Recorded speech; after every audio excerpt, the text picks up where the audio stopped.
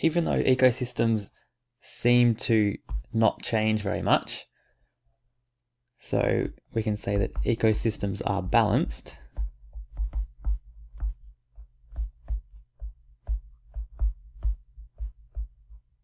Ecosystems are balanced, but over a long period of time, ecosystems can actually change quite a lot.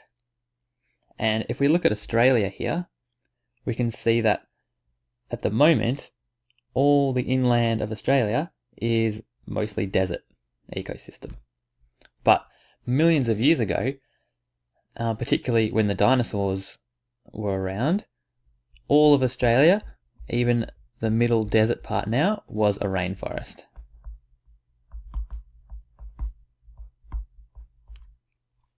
So the whole ecosystems of Australia were quite different to how they are now. So even though ecosystems seem to be balanced, they can change over time as well.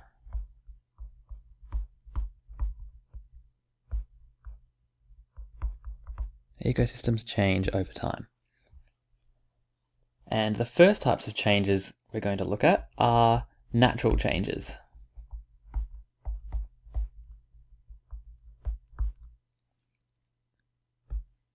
And some natural changes that you might be familiar with are things like floods and droughts, periods of low rainfall, and bushfires, which we have a lot of in Victoria in particular, and southern Australia.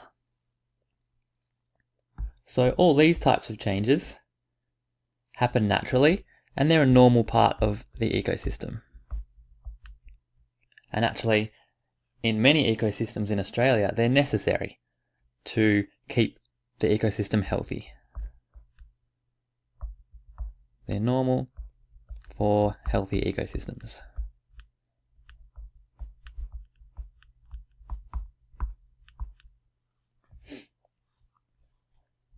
Some other types of changes, though, are caused by humans. So we can call these artificial or human caused changes, or human activities. The first one we can see up here is logging. And logging means chopping down trees and cutting down whole forests. And logging changes the ecosystem because it destroys lots of habitats where plants and animals would normally live in the ecosystem. And it removes food and shelter, particularly for animals that used to live there. So logging is a big change to an ecosystem. Another one we have here is mining. Digging a huge hole in the ground, like this open cut mine here, it also destroys a large amount of habitat.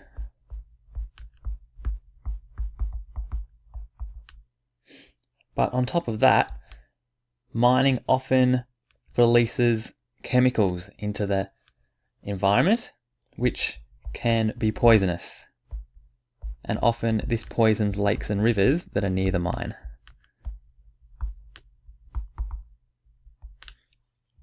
So that can have a big effect on the ecosystem, particularly for plants and animals near the mine. A third type of impact that humans can cause is called urbanisation. And this just means building cities and suburbs. One of the main problems with urbanisation, as well as destroying some habitats, if there were forests there, but it also splits habitats.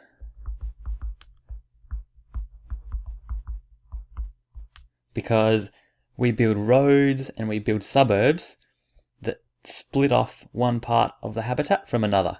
So the animals that used to be able to move freely within the habitat now they're stuck on one side of the road or the other because it's difficult to cross.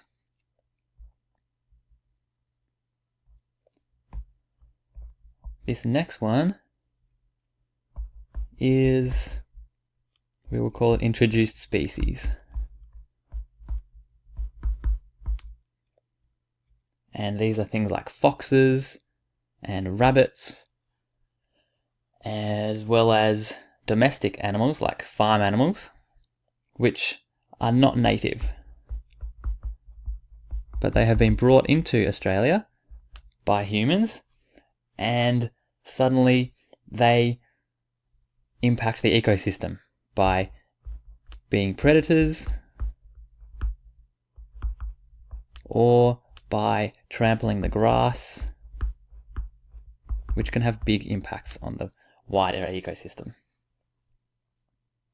The last one here is probably one of the most important, or the most important, which is climate change.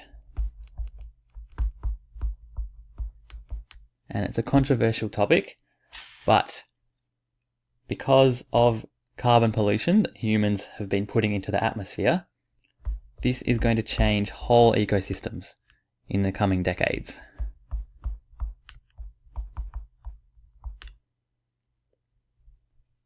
It's going to make nearly everywhere on Earth hotter and often less rainfall, so they'll be drier. We also know that there will be more droughts and more floods than normal, which will make ecosystems change again. And as a result, many species will go extinct, especially if we can't reduce climate change enough. So the final take-home message is something called sustainability.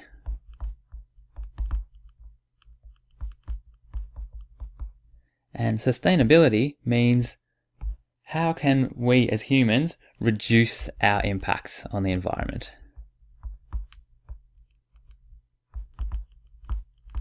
So that we can still live the lives that we want to, but so that the environment is still healthy and will survive over time as well.